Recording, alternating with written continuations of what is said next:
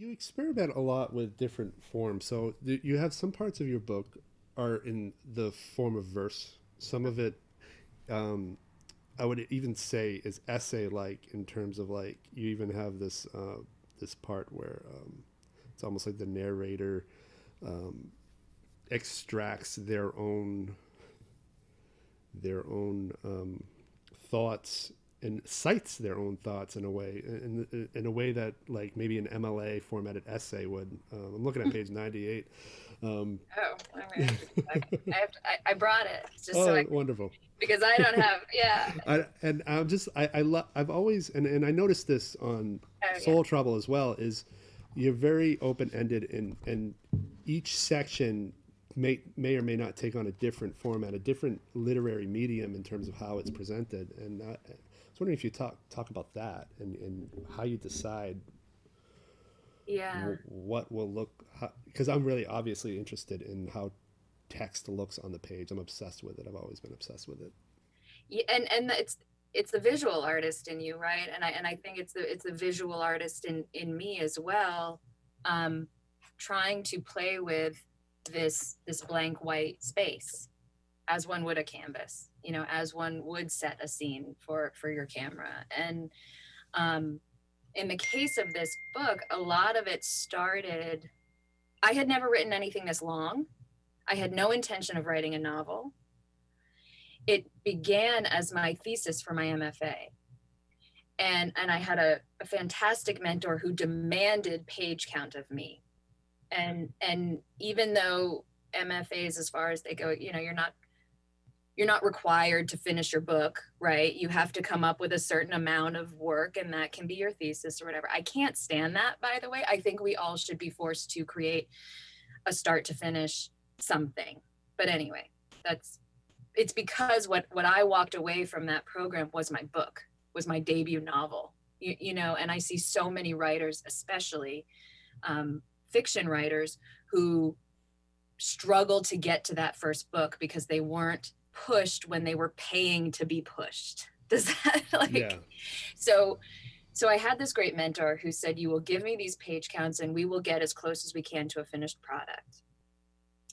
For me to do that meant writing in these little vignettes, because I'm easily distracted.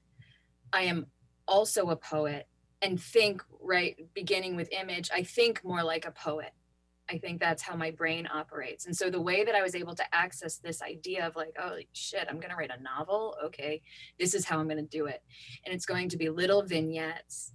And then what sort of came out of the mind of my main character, this M, by name, is that they were similar to me in parts of my life, but they were dealing with a sort of mental health situation where their points of view were slippery for themselves. So this character is constantly at battle with himself to understand what is his reality versus what are the voices that he's hearing in his head. What are these people that he's manifesting in his mind versus who is he in physical presence with in a scene. And so to kind of convey that, what made sense to me was these multiple forms. So you have these, like, it's prose blocks, and then you have these sort of dialogues, almost script, right? Like film script almost, sections where he's having these conversations. And I demand of the reader, and it's a lot of effort. I ask a lot of the reader. I ask them to think for themselves and decide, is this a real conversation or is this a conversation that's happening in his head? And try to always write with clarity, because you can't sacrifice clarity for experimentation. But really putting a lot of pressure on the reader to think actively as they read. So in that sense, I was never after a commercial reading. This is very, in some ways, high art, which I still don't like, because I always want my work to be accessible to everybody. And I think it is, but it's demanding. And so then there are these poems, right, which sort of became a chorus. you know, almost like a Greek chorus, speaking to the experience that the main character was going through, as voyeurs, as a, you know, in the case of the novel, more as like a cabaret chorus, kind of standing behind him and lifting him up or throwing him down. And it just, a lot of people didn't like it. It went to a lot of publishers.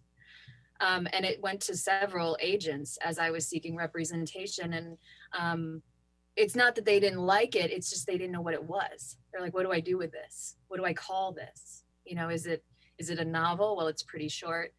It's not you know, and so I refuse labels in the sense that this is what it is. So don't ask me to define it under terms that I actually don't agree with anyway. So, or genreify it in that way. And eventually I found a publisher, a small press whose mission is to publish work like this, and was very lucky.